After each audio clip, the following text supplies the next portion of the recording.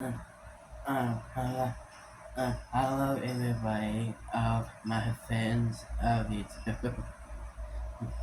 my, uh, my name, uh, my name is David. Uh, my name is David Angel Honey. Episode actually David. Episode David A. Honey or David Honey. Episode David. Episode David Honey episode. So this is this is my YouTube channel called Kane TV channel.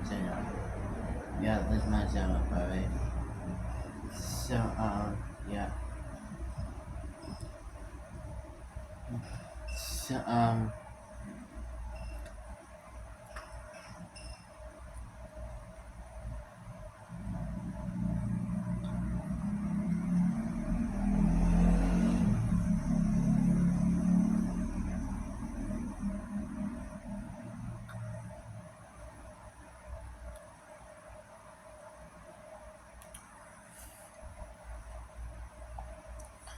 I so yeah I just say guys.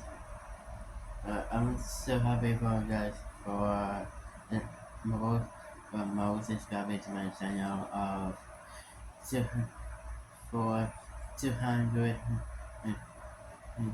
to 292 subscribers to my channel.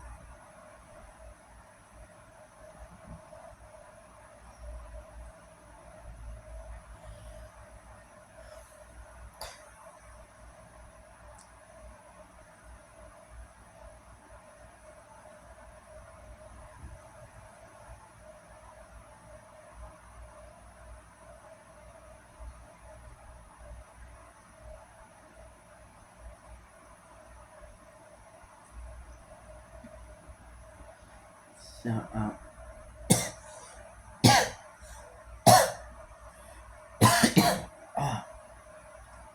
sorry, it is cough. Sorry. I so very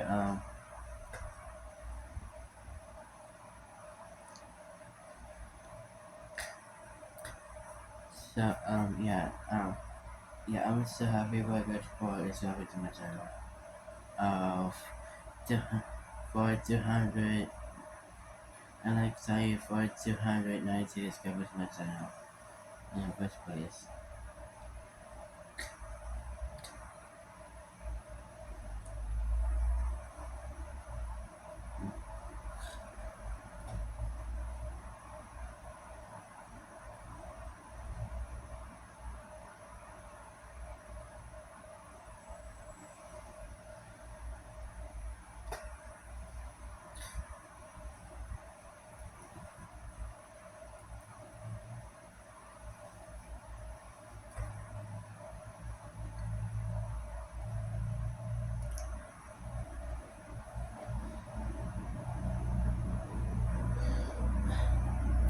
And so very yeah.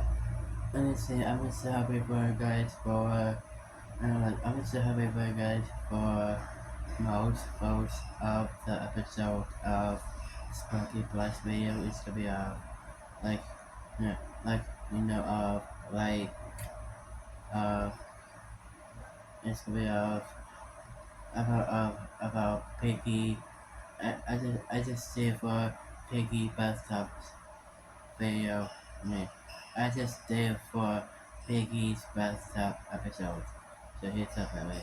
So so so in the next episode is will be the next episode is to be off is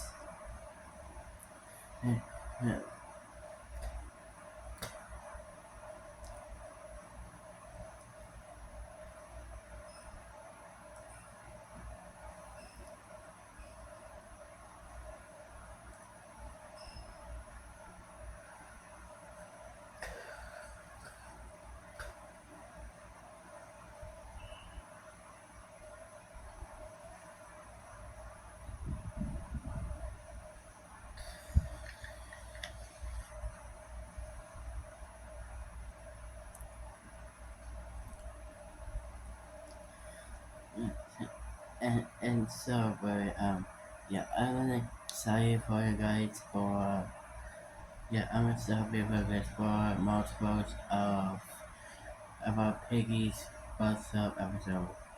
Yeah, he's definitely. So in the next episode is to be a question of Piggy's the Georgia Server episode. Yeah, I like excited. And so yeah. So people, can you please uh like so people, can you please for multiples of Lego Piggy? Can you please?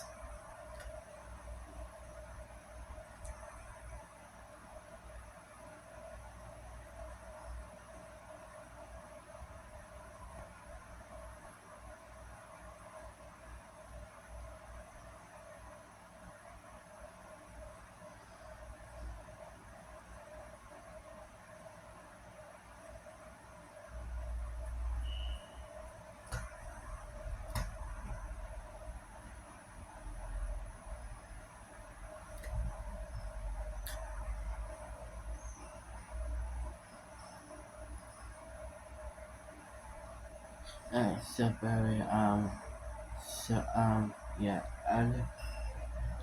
I like excited for Piggy's the Georgia server.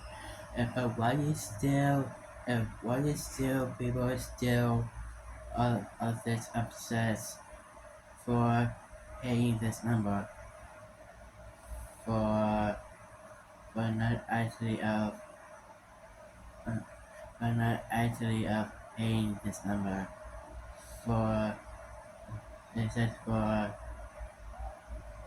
terrible person to just say it and like and like the Queen's first number if I fix it the road. I don't think so. The bicycle doesn't have this number. All of my faults. Yeah, I don't make sense at all. So boo. Yeah, exactly. Boo this kid. Boo. And and it, and this is not me. It's it's just like the gayest, freakiest monster figure says permission.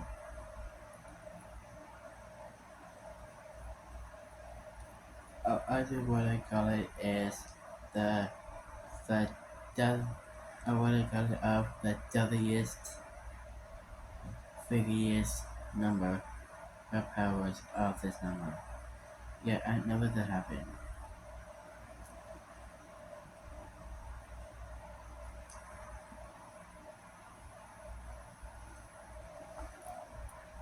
Mm. So yeah. So yeah I like sign for the video. So yeah I like sign the video of yeah I like say for the video of Poppy Playtime. So I like say for Poppy Playtime chapter 3 uh, video called is who is like who is like who is Mr. Light? Who is not who who is not mere Akiwagi and is Ali support type? What? Wait a minute. Ali wait a minute. It wait a wait a minute. Such a minute. It like is is it Ali is actually a full type? No, the telephone phone guy. Not going of the revisit of the Michael Ogden from says for financial bodies revisit and sorry. Yeah, I'm never sure of the yeah I'm never sure of the copyright of commercial I mean like like um I mean I like like I like the man I like the man with the saga. Yeah, that's a problem. Alright, let's get to the video of how we play Jam Chapter 3 video. We all have a 3 video. I need to have a 4 video. It's just for like uh Joey the Joe Man, Peer Service, and Yardley secretary of the bigger bodies experiment. And at the figure of Narrator Holly Sawyer, what do you call it, aka the robotic scientist, I mean, the, the robotic AI evil scientist Holly Sawyer himself. Yes, yes, that. I mean, like Holly Sawyer him. I mean, that Holly Sawyer. As he will basically that as he for putting Elliot Ludwig into the video of Poppy Playtime Chapter 1 video. This doesn't make sense of Poppy Playtime Chapter 1 in the first place. But why you still what I mean by like the Howard Sawyer says totally fired Elliot Ludwig. And it says for Poppy's it says for Poppy for getting the case for going to the box in the first place. Yeah, one more thing. Do not remember remember do not like do not forever to sell this box for Poppy. Yeah, exactly. All of the people wants. Yeah, exactly. What's good to is actually Mr. Light, Nami Hagiwagi, and Ollie is actually prototype. So look at it. So I really like my time here. So let's get here. So let's get two sides of this match now. What this guy thinking? I appreciate it so much. Um.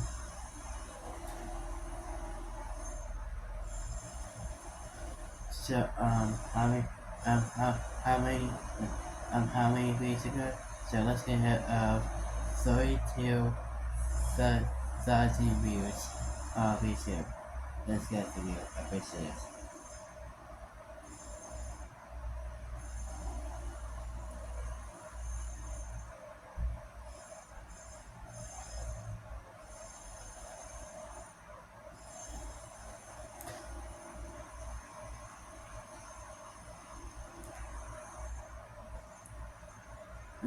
And like and one more thing, and I really like so much like it. And let's get hit of 232 30 likes now.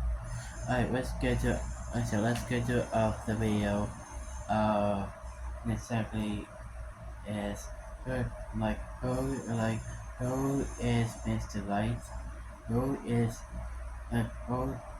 who is Nightmare Hagiwagi, and and is is Ali the prototype. So okay, sorry, it's 3, 2, 1, go. Unexpected villain encountered in Chapter 3 is Mr. Light, a psychotic killer who was originally appointed to teach kids in the Playcare School, a fully independent orphanage where the children played, went to school, ate, and slept, with many of them having the unfortunate fate of being selected to be experimented. There seems to have been several adults selected as well to be transformed into ideal teachers, having a passion for teaching and being good with kids, which they transformed into dolls. Oh, They the refer to means like, as the means like, Based on what we see on the Abra of I Joy mean thing, like there were Mr. many Like Mr. Eddie Lights for, created to teach the children. Strangely, it's I only like this Mr. Mr. Like Light for that taking we care of encounter, kids. not seeing I any other one. The go to reason school behind her outside. hostility is That's Heaven the being a best howling to the hunger, which she to the cannot best say she parents. had what she had to go through. Her appearance also shows that she went through some sort of physical altercation, sustaining irreversible damage to her face, exposing her innards and internal human organs, showing how her organs were surgically removed and placed inside this plastic doll. The very first time we encounter her is within the school, with Ollie warning us about her that she is a psychotic entity out for blood. She's first seen destroying a generator with a makeshift. Let's see in this dialogue, sorry. It says like, there's someone else in there too. Say not your psych. Oh, that means like She's Ali first is seen actually destroying a generator for with that a speaking makeshift weapon separation that she inside. refers to as That bar, makes sense. being a Can you collection please of pick school up Ali, accessories please? such as sharp pencils, rulers, etc. She's very powerful and destroys the generator with a big blow, then continuing to chase after the protagonist, breaking through barricades like there's no tomorrow. But interestingly and ironically, the restricted access gate makes her meet her end. She's very fast and moves when not looked at, pretending to be an object of dead when seen, which goes back to her backstory to how she used this technique to hunt down her targets or victims. The entire reason for chasing down the protagonist and wanting to kill him is that she explains that he is not supposed to be here and kidnapped would be very unhappy. She doesn't expand much more on it, but it seems as if she has a psychotic side to her, wanting to consume people. It's not clear if she is fully conscious about her actions, and it seems more like she is hurting others, acting on instincts rather. Oh, the main thing is the pet, like the pet and me house of food. I I can't think. I can't think about anything. The other thing, how ugly, hungry I am. Hardly have the strength not to pick myself off the floor. Bob speaks to me.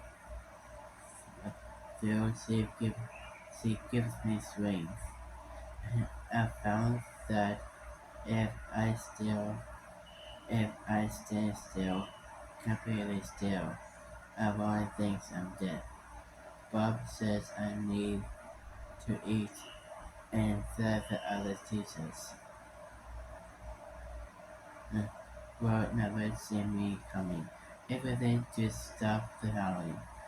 Oh, that makes sense Rather now. than pure I said sadistic nature. like all In this her a lot. monologue, she refers to the protagonist as a human and confirming that he used to work here, referring to others as his co-workers, explaining how the protagonist is not like other humans, referring to his bravery and courage, how he is not afraid to defy the deadly dolls. As we saw in the Hour of Joy thing, every single person in the factory ran to save their lives and none stood tall against the killer dolls. But honestly, I don't think they had any other choice anyway. But for the protagonist, moving forward with his chest out comes as a big shock for Mr. Light, because she has never seen a human fighting like him. The only time that the humans felt safe was when they restrained the dolls and used weapons to sedate them, as otherwise they ran like cowards. So according to her monologue, she seems to follow the cause of the prototype through the actions and authority of Catnap, as she says in a friendly way at first that Catnap wouldn't like the protagonist's presence. But as he doesn't listen to the warning and continues on, she acts on this and tries to stop him. If she manages to get close enough to the protagonist, if he looks away long enough, she seems to hit him with Far, her makeshift weapon, and then proceed to consume him, to try to fill her ever-empty large pit of hunger. Finding several notes in her domain, we learn about her backstory and how she became what she is now.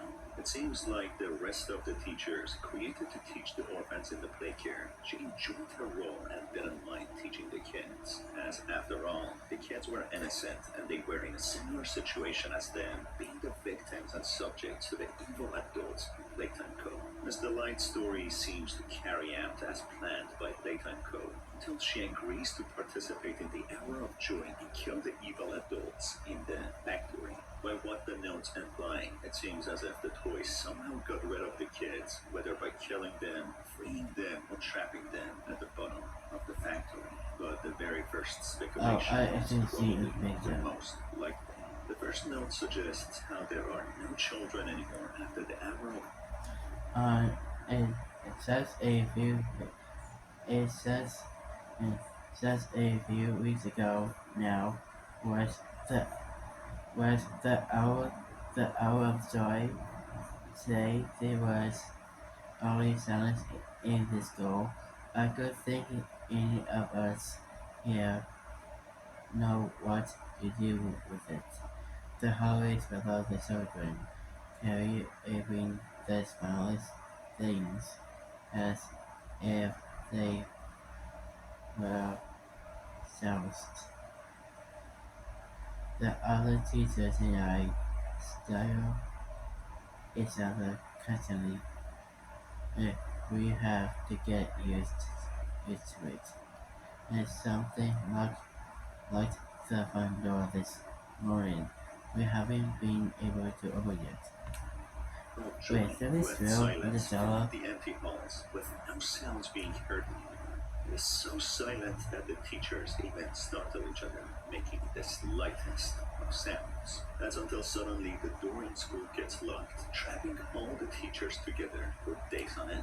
Then there's a peculiar knock at the door, followed by sounds of Okay, I heard a knock at the door today. I I hear it breathing. Whatever it was, I was being called out to. I spent hours after it went silent, wondering if this was what locked us in here. I made a I've made a rubbing on the shirt. He chose the rollers and tape and drying.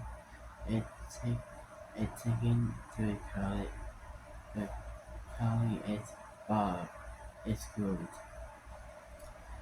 But if the door's open, I need to get ready. Oh, I mean like Mr. Like you with as nothing else said or heard. being As the here. light keeps wondering Oh, what the this source of the this. sound is, And and in order to like defend in herself when the door opens, she in makes the a makeshift hour weapon of from joy. school tools such as That makes pencils and sense. rulers, which she calls bar, something that will become an important companion to her later on. After days pass on, with the teachers not knowing who has luck, Uh, um, no food for days. The other argued. The others argued with me over what was left. They just struggling, shouting. They blocked the kitchen doorway with their bodies. I think they take on me. I could die first. lock them in, I being don't able to agree with open that. the door no matter what, And, they and, start to and run what out is of one of food, this game fighting do? over what little is left. Slowly, the others single out the specific Miss Delight, blocking the doorway to the kitchen, waiting for her to die, to maybe get rid of one more mouth to feed and worry about sharing their food, or even in a darker sense, to consume their innards. After some more days pass, Miss Delight Now you're starts to lose tempting with her the strength, four falling to the stars. ground, not being able to lift herself back up. It starts becoming clear that she doesn't eat anytime soon. She will shortly die. This reveals another important piece of information about the Oh, here we story go. and the dolls, Yeah. that they function Okay, comes biologically like Haggy. normal humans. They have a digestive system and need to eat, which brings the question to what have they been eating after the hour of joy? Is it possible that they resorted to eating each other, or even going out of the factory to hunt down other humans? Or in a more sinister thought, maybe the children are are trapped beneath the factory, who are the food source to the dogs. Anyway, Miss Delight starts hallucinating being left on her own, with the others waiting for her to die out of hunger. When she starts hearing her weapon, Bark, starting to speak and encouraging her to find the strength and fight. She reaches the point of starvation, not being able to think about anything else but eating. That's when she thinks if she stands completely still, the other teachers would think that she is dead, not paying too much attention to her anymore. But when they are distracted, she would then be able to make her move very quickly, attacking the others, maybe Oh, one by one there's now. before they There's a notice more. her. This There's explains who more this entity engagement. was that she spoke to in her monologue. Bar, being her weapon, or But her is it? more evil But is it? counterpart, enticing her to commit violent But acts. It's also, even Barb who she encourages her to she kill the never protagonist, she while in getting reality she is friendly at her. first and even welcomes Like the one of protagonist. Jesus. Also, the note explains the reason behind her mode of attack, why she stands fully still when looked at, and when she is not looked at, she moves really fast and attacks the protagonist with her weapon, called Barb. She has adopted this technique to pretend that she is dead or inanimate, and when the victims get distracted, she would make her move and attack them. Going back to her story, using this technique, she manages to attack all the other teachers, kill them after a struggle, and consume them to satiate her hunger. This would explain her damaged appearance, and she has a massive crack on her face, revealing her fleshy innards. Her plan seemed to work attacking the other teachers, but not without a struggle. It seems they physically resisted and injured her, but at the end, she won the fight. It would also make sense why she would still have a damaged face, as the dolls not having skin anymore, losing the ability to heal and reform damaged skin. And if they are not manually maintained or operated on by the scientists, they would continue to have their injuries. In her notes, she also apologizes and feels guilty for Let me see this. I'm so sorry. I had to eat. I had to survive. I eat them. I, I, I had to. I had to. I had to. I had to. What? What people is? hurting the other teachers, Like, even though they how singled her does? out How and does wanted he her to die, apologize to which shows that she has a kind resistance? and compassionate nature, How does it make as she was a sense? teacher for the kids anyway. But the extreme conditions that she was in, being abused, experimented on, and left to the brink of death and starvation, she was pushed to the limit to become a monster. Even then, she was Oh, apologetic, Mr. Light is actually the for Mr. monster. Light was pushed too Thank far you. that she started hallucinating, forming an alter ego in the form of a weapon that she named Bart, who would give her strength, who would direct her what to do in order to survive in this cruel and savage organization. Eventually, after she manages to kill all the other teachers in a brutal fashion, Onto this. The door opened today, and and, and, and I heard something into my hole. Together, Robbie and I found catnap waiting all this time. All this agony. It was he who locked the door. I know it. I, I, I wanted to, I wanted to kill him, but knew first thing to believe. I could. He seemed highly glad to see I was all that remained. We made a deal. We made a deal. It,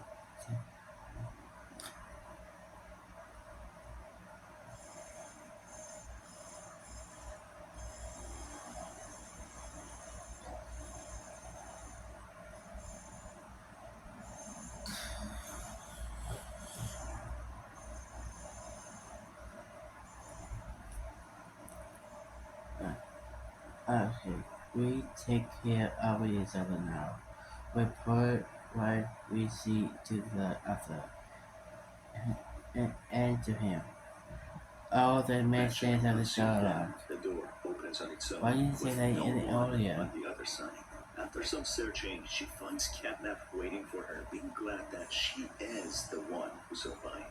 With her speculating that it was him who locked the door on her, as if implying it was the prototype. Despite despite saying that she badly wanted to kill him for putting her through all of this, making her fight for survival, she knew better that she would not survive a fight against them, the prototype.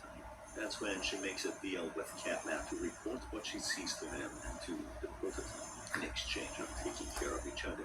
So it seems if her theory and speculation is correct, with the prototype being the culprit of locking her in, he wanted to find the strongest out of them, putting them through a test and get rid of liability and weakness, as having more entities would mean more mouths to feed. But again, that wouldn't make much sense for why the prototype would want to kill the gods and boys, as he acted as the liberator of them, rebelling and fighting against the oppressors to free themselves, and through his thing, it shows that he has a big heart and clearly sees injustice, asking if the scientist has any conscience and feels any remorse for hurting and torturing him and other dolls, seemingly.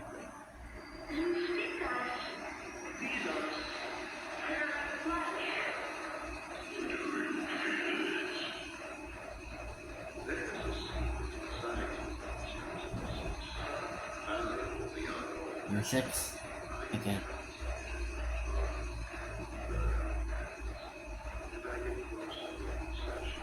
So maybe there is a possibility that there is another doll or entity controlling everything other than the prototype. But maybe it is actually quite cut and dry that it is just the prototype who's behind it all. Either way, Mr. Light seemed to have a good heart and actually felt remorse and guilt. But out of survival, she killed the other teachers and made a deal with Catnap to report to him if she sees anything. And that's why she reported the protagonist to Catnap and tried to stop him. Also, seeing that the protagonist is looking for his co-workers drove her angry, as the co-workers were the culprit behind all of this misery. And to add to it, she went a little insane and had an alter ego that she called Bar, who acted as an evil counterpart who enticed her to do violent acts. It was Bar who told her to attack the protagonist and stop him. Anyway, towards the end, she didn't seem to be a follower of the prototype and didn't act like Catnap, being a crazy disciple. But she was intelligent enough to know the only way to survive in this hostile world is to cooperate with Catnap and the prototype, yet knowing not to trust them, as she believes it was the prototype who trapped her in the place and left her to starve, fighting for her survival. So essentially, Mr. Light was a kind teacher who provided care and compassion and education to the children until the hour of joy, which leaves the fate of the children ambiguous if they were killed, freed, or trapped. Then eventually, in order to survive, Mr. Light fights with all her will, having formed an alter ego which gives her strength, but has sinister intentions to make Mr. Light survive. I mean, in this situation, the most sane and purest of all would snap and act instinctually and in an animalistic manner, as it only takes that much being treated like a hostile and wild animal, or even worse, for one Oh, who that makes acts sense. as I such. like Anyway, it seems as if none of these characters it's the lighting as it of as they suffered too much lifestyle under the and wild evil animal. scientists of That makes Leighton sense. Cook. Their hostility could probably be even justified to some level, as they only knew violence and maltreatment their entire life. Maybe with a new life experience, compassion and kindness, they would change their perspective. But unfortunately, in such hostile times, there's not much time to react, as one can only fight or die. That brings us to the end of the video, folks. What are your thoughts and opinions? Let me know down in the comment section below. As always, it's been your host Star, and I will see you on another video. Take care. Okay, you too. I love this music. Oh, the imagery of Ghana. That's really bad.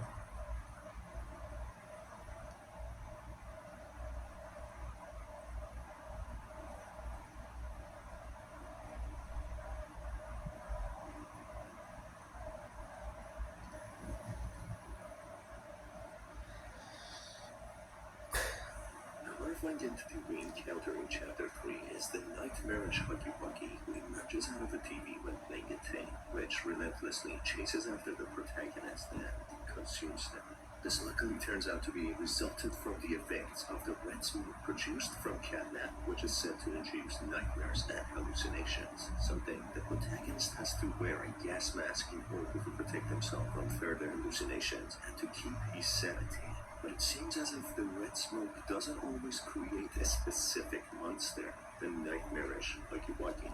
But instead, the way the red smoke affects people is that it specifically forms the scariest monster for each victim.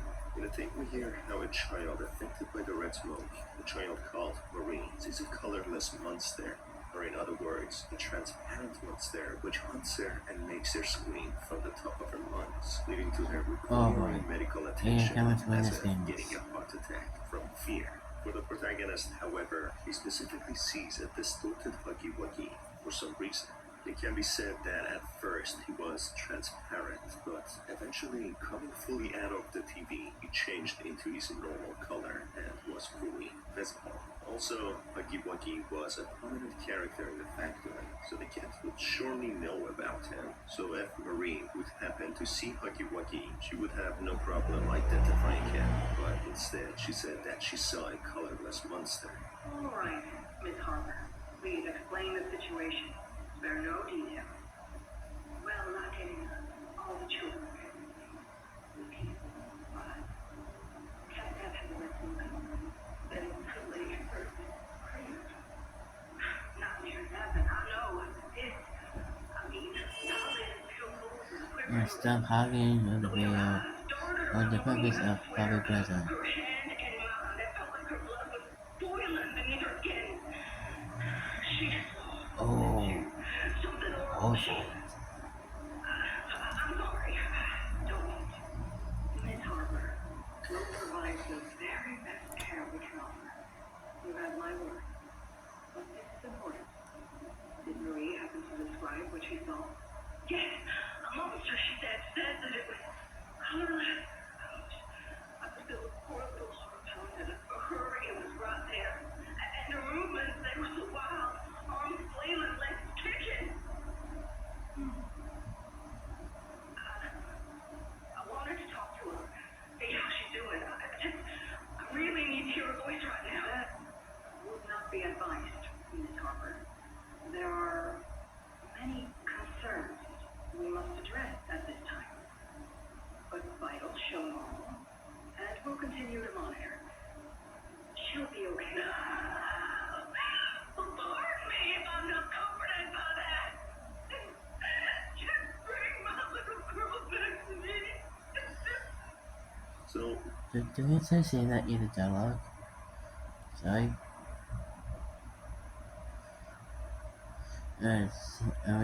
It's just like it just says, and it says, and it says that anybody's dialogue it just says like it just says bring my little girl back to me. How to make sense of it's a dialogue? Why is it like what exactly is mother's? What exactly is like who is exactly of mother's little girl? How to make sense at all? I am terribly sorry. So, what's the reason behind the protagonist seeing Huggy-Wuggy instead of the colorless monster, and why no other monster or vision? Well, it has something to do with his conscience or what he feared the most. But listening to the surreal tape, it reveals much more information to why the protagonist would hallucinate a horrifying version of Huggy. Greetings, employees, and welcome to your first day here in Playtime. We're certain that in the days to come, you'll find your new family here every bit as loving and supportive as your own. Feel free to wander the hall. There's no mess for lunch. Okay, then Watch you your there's children like play and learn of their little hearts. Sonic EXE. Join There's the like innovationists with the bounds of science to continuously push. Or join the counselors of Playcare, whose diligence and care for our children will help shape a brighter future. Just you see. Now, every one of you has your part in that future, so should you come back tomorrow feeling unhappy for where you are or what you've done, worry not, for your supervisor is here and happy to listen. And should you come back years later, your conscience finally getting the better of you, may you descend into the dark and the dust, finding all that awaits you incomprehensible horror, each hungry for your return, each eager that they might find you. Constant smile at you from shadow, the smiling mouth full of teeth and relief and laughter, watching and waiting patiently for their turn at warm welcome. Or perhaps they won't allow you such time to figure your place in the world you dwell, a world that's theirs. The tape at first seems like an introduction to the factory for new employees, but soon it takes a more sinister turn, and the audio goes on a questionable monologue, directly speaking with the protagonist about him getting back to the factory years later, indicating he left many years before the hour of joy, seeing the results of his actions and his guilt catching up to him. The tape directly confronts the protagonist of his past actions and what they led to, leaving a place full of horrors and monsters. Monsters that were vulnerable children, still being children trapped in bodies that they cannot control, tormented with never-ending hunger, pain, trauma, resentment, and much more. We even find sentences etched on the floors in the imaginary maze-like corridors of how guilt haunts the protagonist, which could potentially mean that he feels guilty for killing the dolls even though he had no other choice. After all, the dolls are children who know nothing better and have been subjected to so much pain and trauma, experiencing something no one can ever imagine in Ultimate their worst nightmares. Coffee Playtime Therefore, in Chapter a 3 way, the protagonist Villain. might sympathize with them and understand where their pain and misery comes from, with their retaliatory response and actions being justified to some degree.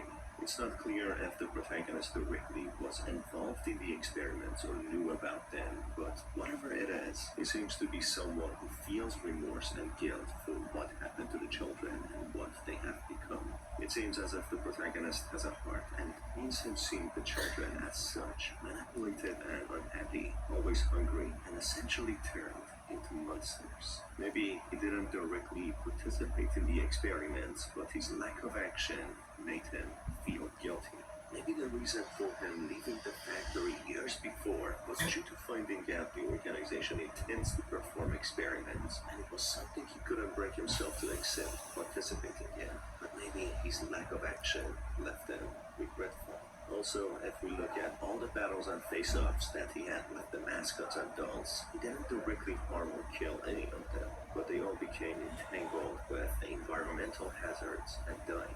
The very first mascot he encounters, Huggy Wuggy, falls to the ground, presumably dying. Mommy Longlegs gets trapped in the grinding machine after a chase and dies. As the Light gets trapped in a security gate and dies due to trying to squeeze through, and finally, shooting Catnap with the electric hand only incapacitated him and didn't kill him. Also, the smiling critters were only scared off by the flare gun, including the Whack-A-Wuggies who were just scared off.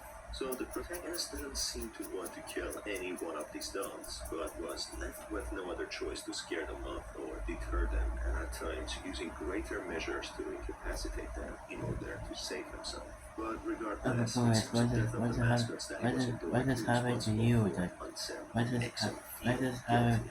One of the What is happening mascots to he you, felt the Dog Day? most guilty of was Huggy Wuggy, who couldn't even speak and was used like an exhibition piece to stay steady, used for display, despite going through a tragic experiment, losing his humanity. So it's very likely, apart from finding Huggy as the scariest mascot, which traumatized him the most, he feels the most guilty about Huggy. If you think about it, maybe the protagonist felt the most guilty about Huggy Wuggy's death, because maybe he was in some way linked to him, or him becoming this monstrosity. Huggy Wuggy is one of the oldest mascots in the Playtime Core history, and correspondingly one of the earliest experiments, known as Experiment 1170. Huggy was debuted in 1984, being one of the oldest, being one of the major dolls that gave Playtime Co. its reputation. Coincidentally, the protagonist also left working for Plate & Co. around the same time, seemingly, several years before its mysterious closure and the Hour of Joy incident. So, maybe the protagonist somehow knew the person experimented on to become Huggy Wuggy and personally felt guilty for not stopping the experiment from being performed. Maybe, even worse, he had some sort of involvement in it. It's unlikely that he fully knew about the experiments and actively participated in it, because otherwise he would know about the constant attempts the mascots made to escape and their hostile natures, and knowing that, he would presume that they probably broke free or hurt the employees, and he wouldn't step foot back in the factory to expose himself to danger. It also seems finding the many living dolls in the factory and how empty it was came as a shock, something that he didn't expect. Therefore, if any, his involvement in the experiments was minimal, but enough for him to feel guilty and hallucinate about Huggy Wuggy after inhaling the red smoke. He felt so bad about Huggy's death that he was tormented by his reincarnation in a horrifying manner, with an imaginary monologue confronting him and blaming him for returning years later to find the fruit of his actions and what horrors and monsters have been left behind. Strangely, he also has visions of radio announcements about the discovery of a mutilated corpse of a child in Elliot Lockwood's property, which leads to the legacy of Plate & Co. getting stained forever. If he wasn't in the factory anymore during the later lifespan of the factory, he probably followed the news about it and heard about the gruesome finding on the radio. Maybe he had a major role in the factory, but not knowing much about the hidden sinister actions behind closed doors, which he still felt guilty about, feeling as if he got his hands dirty and facilitated such actions. Either way, it's clear he has some sort of close link to Huggy Wuggy, and hence why he was tormented by his vision after inhaling the red smoke, followed by the confrontational monologue. It's probably no coincidence as well that he's the future from the factory consulted with the creation date of Huggy Wuggy. So it's very possible that he somehow learned about the experiments taking place and Huggy Wuggy being a result of them. That's why he left and felt guilty for not being more involved in it to stop. Anyway, what are your thoughts about it? Why did the protagonist specifically hallucinate Huggy Wuggy and not any other mascot? Someone like Mummy Longlegs This who is had a something much about more Ollie. brutal ending. He somehow felt No, it's more just guilty about Huggy a Wuggy. So, what do you think? Let me know down in the comment section below. As always, it's been your host Star, and I will see you on the next video. Take care.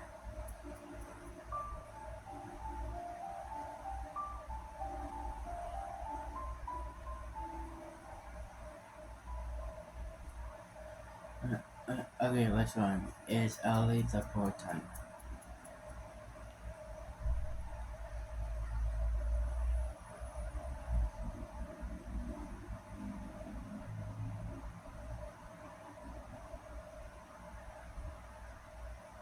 Ollie is by far one of the most unexpected characters in Chapter 3, who appears out of nowhere, only interacted with through a telephone the protagonist finds early into the chapter. At least that's what you might think at first, but it seems Ollie's interaction with the protagonist goes far beyond that. Throughout the protagonist's journey across the playcare, Ollie sends him keys and batteries to bypass certain safeguards and open certain doors in order to progress further. Ollie also seems to be able to communicate with Poppy, as he seems to be up to date about what Poppy has talked about at any given time. On top of that, it seems as if Ollie can watch the protagonist's every move through CCTVs, which are all over the playcare. Initially, these CCTVs were put in place in order to watch the children and monitor them. They also used them to monitor the mascots, most importantly, as they made many escape attempts and even successful break-ins. One of the orphan kids who turned into catnap even worked closely with the prototype to disable them in order for the prototype to escape. We also see how Huggy Wuggy and Kissy Missy were monitored and observed when they had their own escape attempts and retaliations against the staff members. So it goes without saying, every single part of the factory had CCTVs to monitor and control the children and the dolls. Therefore, it's safe to say Ollie could easily observe the protagonist through the CCTVs, and he didn't have any special supernatural powers connecting or seeing him that way. But the question remains, how did he gain access to the monitoring room? By the sounds of it, Ollie seems to be on Poppy's side, and he assists the protagonist to progress further to get to the prototype in order to most likely kill him. So it's questionable to how Ollie easily gained access to the security room without the prototype stopping him or allowing him to get there. For goodness sake, it's even baffling to why the For goodness prototype sake, doesn't already attack the protagonist when he had so many chances to do that. We even are teased with his arm when Mummy Longlegs is killed and Catnap is defeated. I can't think of anything better than it's all just a gimmick so that the story keeps us on the edge of the seat, building up the tension for meeting the prototype at the end. Because no matter how many theories or ideas we might have at this point, we can't explain why he wouldn't attack the protagonist after battling some major mascots, rendering him exhausted and more vulnerable. The protagonist would essentially be an easy target to attack or kill after having his energy drained after battling Mummy Longlegs and Catnap. After Catnap, he even lost the grab pack hand, which could easily get him ready for the prototype to attack. Considering all of that, the prototype is probably just hanging tight for the protagonist to get to them and have a glorious boss fight. Unless there's more to the story with more turn and twists. In the very first interaction with Ollie, he explains that the protagonist shouldn't be mad at Poppy for derailing the train and getting him to daycare, as there are so many that need the protagonist's help, including Poppy and Ollie himself, being much bigger than any of them. He further explains that the protagonist is their mission and many people need the protagonist to save them. That is a very important piece of information we get here, that the protagonist is their mission, putting himself alongside Ollie. This reveals the very first letter sent to the protagonist who was lured into the factory was sent by none other than Poppy and Ollie, who decided to lure the protagonist, presumably one of the good staff members in Playtime Co-organization, to go back and rescue them. As a matter of fact, Poppy seemed to be trapped and sleeping in their casing, so maybe it was Ollie after all who was the brain behind all the operation, who teams up with Poppy and Kissy Missy to direct the protagonist to go further beneath the factory into the labs. We know that there are labs underneath the factory, as that's the only place we haven't seen yet, and the place that the prototype was kept in and tested on. And that's exactly where the protagonist is headed towards to confront the prototype. Another important piece of information is that there are still many living people that rely on the protagonist to save them, and saving meaning that they are in the risk of dying. So this, in a way, fortifies a theory I had that the children were taken down to the labs to be stored as food source for the dolls and mascots to feed on. We know for a fact now that the dolls operate biologically similarly to humans, relying on food to survive, having a full digestive system. As the Light had to fight her way through her teacher friends and eat them to survive starvation and satiate her hunger. Huggy Wuggy's kill animation always ends with them eating the protagonist. And in the Hour of Joy tape, Poppy explains how the staff members were brutally massacred and then taken down to be eaten.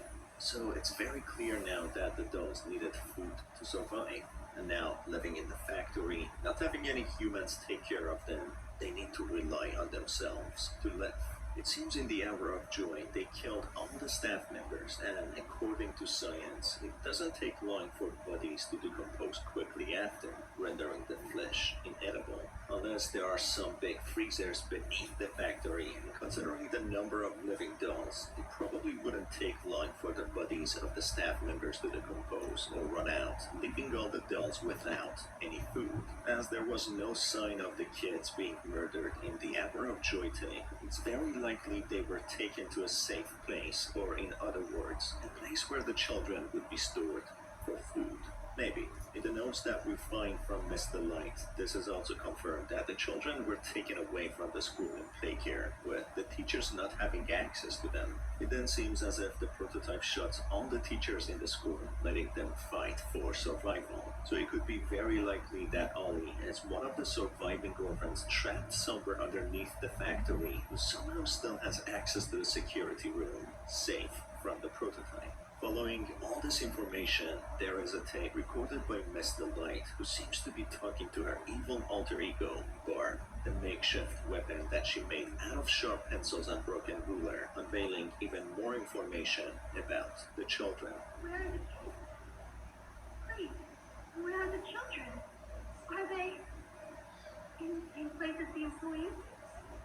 No. Are the children safe? Yes.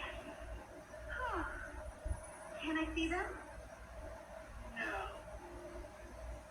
And that was it. That's all he told me.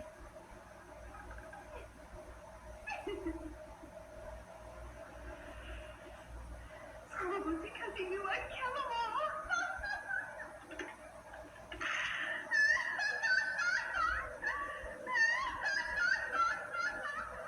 She explains that she wanted to know the whereabouts of the children, asking the prototype if they are kept in the same place as the employees. This is some big details that reveal that many employees are still kept alive, and not all of them actually were butchered. This would make sense as the prototype, seemingly being the most intelligent of them all, and a leader figure, would want to ration them so they can consume them and survive. On top of that, a more sinister reason could be that the prototype, alongside many other dolls, were put under tremendous torture and pain for the sake of it by some scientists. So it would make sense for the dolls and the prototype to want to keep them so that they can punish them for what they have done. In a sinister tape, where the scientist explains how sadistic he is, the prototype explains that he learns something new about him every day, portraying how the prototype is planning his revenge and being very resentful against this particular scientist.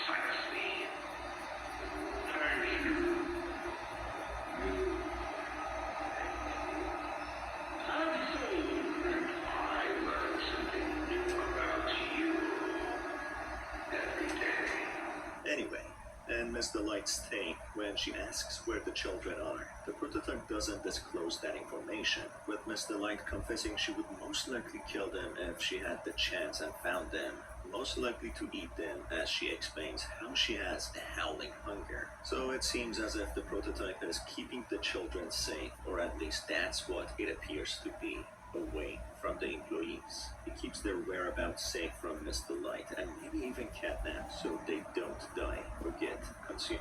This explains that the children are very likely kept safe under the factory, with many employees still alive, with their purpose being unexplained. So when Ollie explains that there are many people needing to be saved, he most likely refers to the children and the remaining employees. Following Ollie's phone calls, he directs the protagonist to the smoke production zone, instructing him that he needs to redirect the smoke so that the path is cleared for him to go further down to the prototype's quarters. After kissing Messi tackles the protagonist, feeling a little tense, Poppy confirms that it was Ollie who helped them find the protagonist, so it makes sense that Poppy was trapped in her box after the prototype put her there. But thanks to Ollie, their mission continued, trying to free and save the others. Poppy even confirms that she's in contact with Ollie and that he will contact him, which he actually does soon after. She also mentions that the prototype will kill the protagonist if he would try and leave the factory, which I don't think I believe. As so far, the prototype didn't attack the protagonist even once, seeing him kill his so-called disciples. So why would he all of a sudden kill him if he tries to leave and leave the prototype and all the dolls alone? That would in fact work in favor of the prototype, not having such a capable adversary wanting to kill him. So it seems there is a lot more to Poppy and the story that she is trying to lead us believe. Correspondingly, Ollie contacts the protagonist and says that Poppy must have explained everything by now, suggesting that they are in constant contact with each other. Ollie proceeds to give the protagonist detailed instructions of what to do to progress further. Subsequently, talking to Dog Day as well, he confirms a few important pieces of information. He explains Catnap as the one feeding the little smiling critters if they follow his order, meaning that he has access to the employees most likely, feeding them the employees. Also, Dog Day continues that he, like many other dolls who stood against the prototype's orders, possibly wanting to kill every employee and keeping them for food, which led to him being tortured. He explains he knows about Poppy's plan and knows that she always wanted to bring someone like the protagonist back to the factory to free and save others. So it seems as if there was a group of toys who rebelled against the prototype. The new leader of the Playtime Code after the Hour of Joy, who all were punished. Ollie then connects with the protagonist again, explaining his every encounter, seeing the shrine Catnap made for the prototype, revealing that he sees everything the protagonist sees. He then explains the reason behind Catnap's devotion to the prototype, and then continues to give more clear instructions to progress. Eventually, just before facing off Catnap, Ollie instructs the protagonist of how to redirect the red smoke and is never heard from again. That leads to Poppy explaining everything, that many of the people who were butchered didn't even know the dolls are living or experimented on, but the prototype who organized the massacre didn't really care. And that's the reason Poppy explains that she wants him dead, including saving others who are still alive, as Ollie mentioned. So it's clear Ollie is on Poppy's side and opposes the prototype and his actions. But more importantly, the reason that drives him to do what he does is to save others and liberate himself, Poppy, and the others. This probably includes other dolls who are forced to obey him, and dolls who might have been kept captive, such as Dog Day, who didn't want to participate in the Hour of Joy. It's very possible for Ollie to be just the child who managed to survive and get himself to the security room, safe from the prototype, in order to help and instruct the protagonist to find a way down and battle the prototype. It's not very clear, however, how he managed to do that with all these hostile dolls monitoring everyone, but he did that. If you're thinking it all seems a little too good to be true, and to say the least, being very sus, well, it is. Some YouTube theorists have theorized that he might be the prototype actually, as the prototype is capable of mimicking others' voices. But this would mean that Puppy is in on it too, and they actively try to lure the protagonist underneath the factory. Maybe kill him. The protagonist has played a very important role in the factory. Oliver is actually full-time. Knowing how capable he is, they want to get him somewhere where he is the most vulnerable. But again, this wouldn't explain why Poppy would assist and instruct the protagonist to kill the other dolls, whom they refer to as disciples of the prototype, working closely with him. Unless he wanted them dead. Knowing how he locked the teachers in and wanted only one to be alive, it's possible that he wants some dolls dead anyway, but not very clear why. Either way, Ollie is most likely a child. Maybe he even is working with the prototype, pretending to be opposing him, creating this intricate plot to lure the protagonist down, as they wouldn't have any other good excuse to stop him from leaving, after seeing how risky it is to be there. Or maybe Ollie is actually against the prototype, but somehow managed to gain access to all the security monitors, I don't agree with that. and even It means like Oliver is full-time, not Ollie. Maybe Oliver trying to tell you. toy or a doll as well. As many of the children already turned into them, and many of these dolls fought against the prototype's control of the Playtime Code. And the reason behind these dolls fighting against the prototype to kill all the adults, well, a lot of these children actually had a strong bond with the adults who helped them, show them compassion, and even fostered or adopted them. What are your thoughts about this? Let me know down in the comment section below. As always, it's been your host Star, and I will see you on the next one. Take care. Okay, guys, like, okay guys, and let's say for, guys, let's say for option 2 of is, who is Mr. Light, who is Namir Akwagi, and and it's Ollie the prototype. Yeah, I do think so. I do think Ollie is the actually prototype. This this is my theory. Yeah, where I'm aware about this.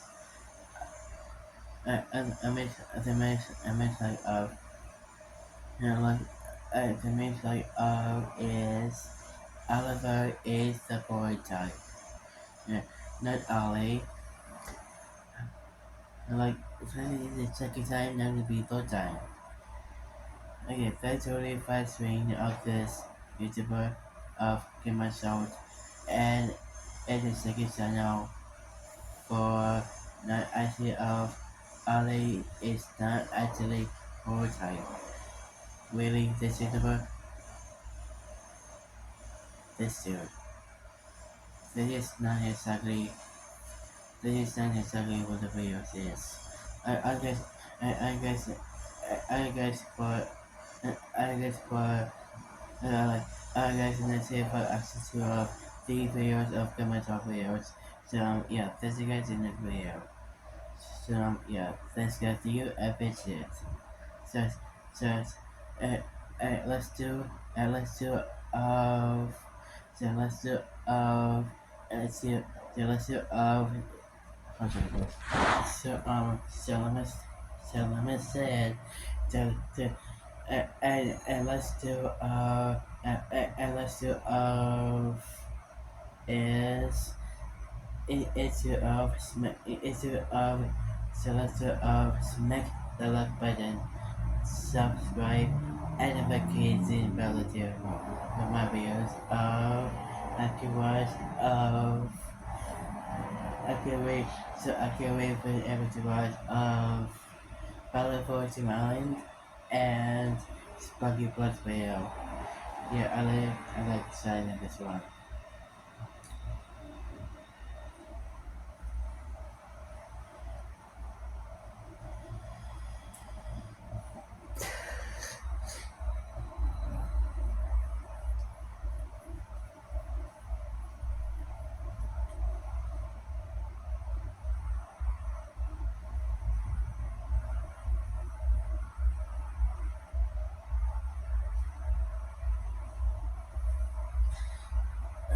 So I like excited for Battle for Team Island video and have to watch for two videos you have to upload. And there's this.